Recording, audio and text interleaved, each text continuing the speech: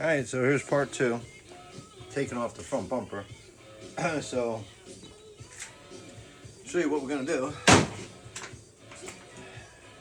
We're gonna give up. It's Friday. Nah, we ain't giving up, man. I'm a little tougher than that. I ain't giving up. So I'll turn on Robert maybe. I don't know, see if he behaves. I charged him the other day. Alright, buddy, you gonna behave? You gonna behave? Yeah? No? Come on, buddy. So, I got the two bolts off this side, the front bumper, and you got two on this side. One came out no problem, one got a little stuck. Instead of me just forcing it and just keep on going, I put a little blaster in there. Alright, that's all you gotta do. Put some blaster in there, grab your gun, big ass Torx. This is like a real big Torx. 55, baby. Jeeps don't mess around with their front bumpers, huh? Alright, that's all you gotta do.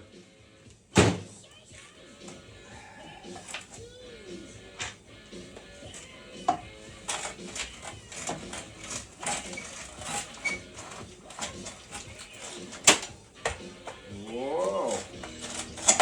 Alright, front bumper's off. Oh god, hey. Kind of clip. I tell you, this is the one thing about Jeeps. You get lots of rust.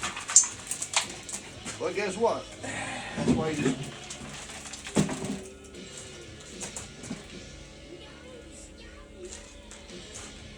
sound like something fell on that side.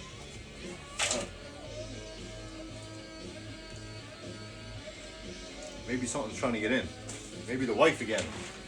So get all the rust out of there. It'll be a little quieter going down the road. Lighter and faster too. So I'll take the bumper and put it to the side. I'll put it away later. I'll put it probably in the back. It'd be easier. It's light as can be, and this way you're not going to burn nothing off. Take the bolts, put them back in the same holes. You know what? Spray them down. Not with blaster, spray them down with WD. There you go. So if you spray them down with WD, you're not going to have a problem putting them back together. Take the stud, take the bolts out.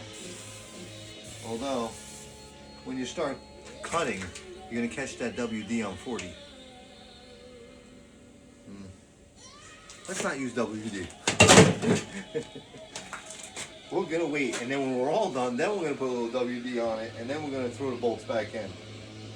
Because what you're gonna do is you're gonna start cutting. You gotta cut this plow setup off.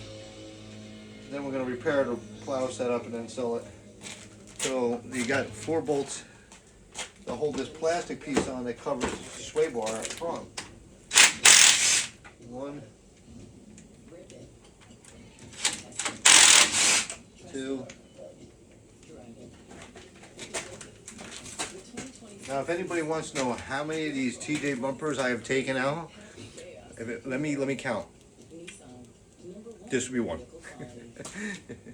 It's not hard to do anything. It's just a different animal. That's all. Sjogren's disease often gets brushed off as dryness, but it can be so much more. Sjogren's disease can affect your whole body. It can be joint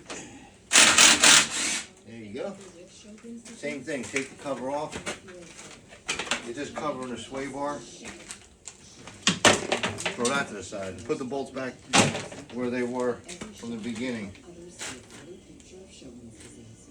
The real story. Because if you don't, you're going to be like, where did I put the bolts? Sjogren's.com. What did I do with this? What did I do with that? So while it's off, and after I, wire wheel this off, But they really don't. Like the touchscreen at fast food places. It's not like you save time because it takes you longer to use a touchscreen than, I don't know, someone who works there. And another thing, you think it would save money because so after you wire wheel this off or wire it off, wire all the loose stuff off. It'd be a little easier to weld because welding the rust doesn't work. Might as well get all this stuff off. There's a hole through that. Oh man, it's okay. You don't really need all that.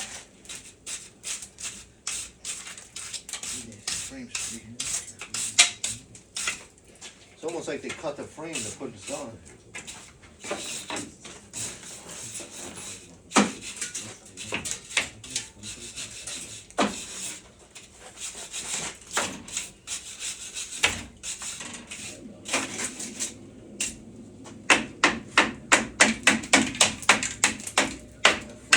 I'm actually taking this thing, it's only wood, and I'm going right through the frame of the plow.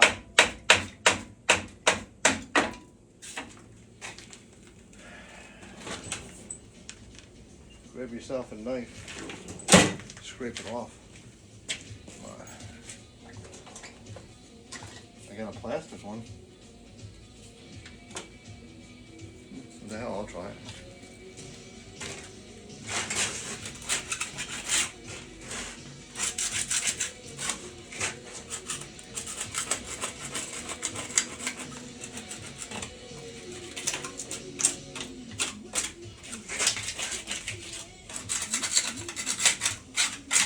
Now I'm only getting the major stuff off right now. I've got some kind of advertisement going there. So, man, I need a freaking break. So I'm just getting some of it off, and I'm just getting, gotta get a metal, a metal scraper. So that's basically now you're able to cut the bolts off. So you can get to this one and cut these two off. They might be able to unbolt it, but we'll try unbolting it. Here, there's no way that can come off. I don't know if that's part of the frame. Well, this is the frame, and then this goes around. That's part of it. So this bolt and this bolt, it'd be easier just to cut off because you're not going to use them again. So just cut them off. Cut these two, cut those two. This part will drop, and you got to cut one up top. You got to get to that. So I wanted to show you, and well, look at this. Look at the floor. Look how bad and all that rust is. This is all rust. This is. Hear it? What the hell am I doing? I don't know. You know what? I don't care. So, like I said before, the two things you need, and I got rid of my other one, and it's time to bring her back out and dust her off. So, guess what? Back to a little seat time, right? So let me bring you down a little bit, pan you down while I'm BSing, and I'm going to tell you the things you really do need. You need a lot of this, you know? I'm just going to clean the top off. The rest I don't care about. I just don't want to sit on it and go in the house and sit on something else. That's why I'm not a big fan of doing that. Oh, paper towels, those are heavy duty. You know what? I'm so damn cheap, I'm going to actually stand up and get the light duty ones.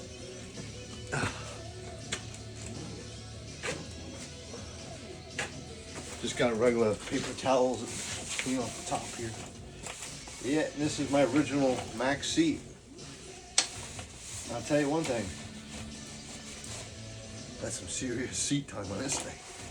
Man, I can't tell you how many brake jobs I did with this thing. That's good enough. I just need to sit down. It barely rolls. And it still works. It's got to be like 40 freaking years old. It's the original one from 1988, something like that. So the second thing is, I told you, if you're going to cut and torch, get one of these. And they outlaw them, sort of. Here it is, right here. It's a fire extinguisher, right? But you fill it with water, and then you pressurize it. I found this. You put a little pressure in the back on a Schrader valve, and that's it. So I just filled it up. That's why she's a little heavy. And tighten the top, this nut. All you do is loosen this nut off. That's it. Loosen the nut off. Take the pressure off. Right now you got no pressure. You got nothing. And it shows nothing on the gauge. And so when you put air in it, you're going to have the gauge go up. And there's a level there. You're reading in way down in red, yellow, where it says probably low, which you don't really care. Just get the needle into green and don't go any higher than that. 100 psi is just more than you need. So I charged my air compressor up. Let's just charge this one up. It's not like rocket science. These things are great though. And the reason why I'm telling you, so just air it up a little bit, it gurgles a little bit, and you watch that needle pop up right to green. You want to really, I don't know if you can see it, but you can watch. Oh, Robert's trying to watch my eyes. How about if I get right behind it? Well, I can't see the gauge. Ah, Lenny, water. Yes, there's water going to come out of the Schrader valve because you are compressing water with air.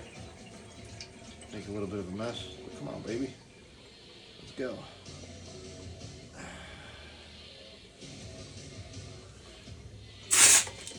I think my air compressor has to go back on. I was using it. I think I don't have enough air compressor.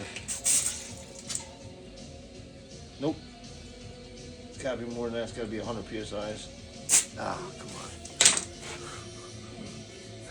I don't want to make a lot of noise. I'm gonna cut it short, so that's how you fill them up. Just put them on.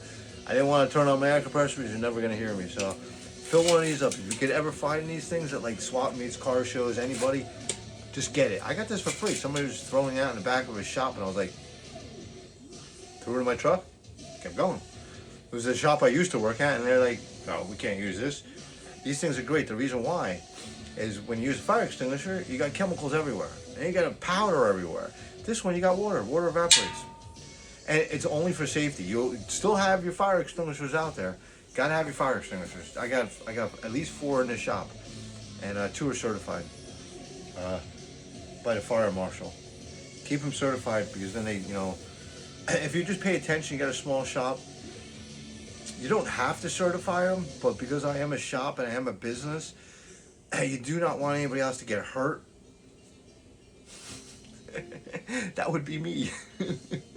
I grabbed one. I've grabbed them before. I went, oh crap, fire's getting bigger. Explosion time.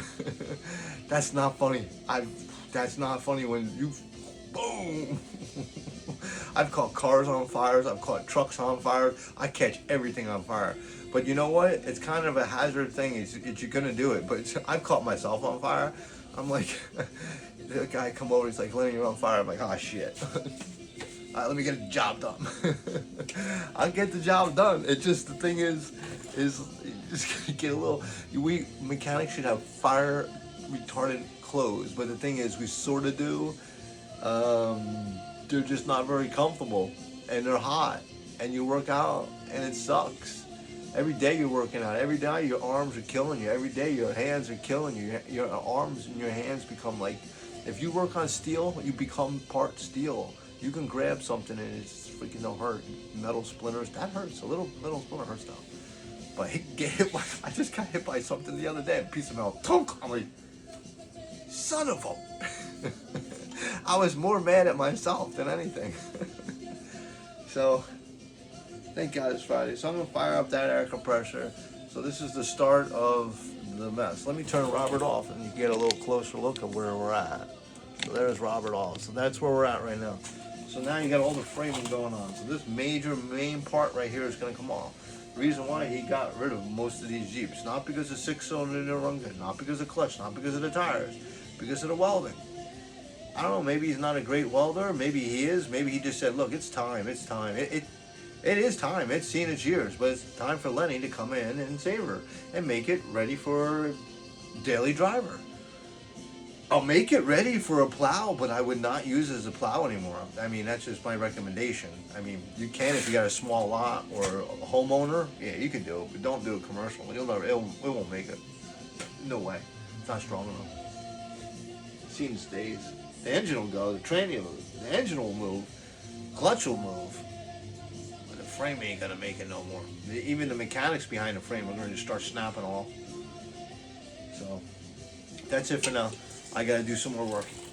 I gotta charge this back up. Bye everybody.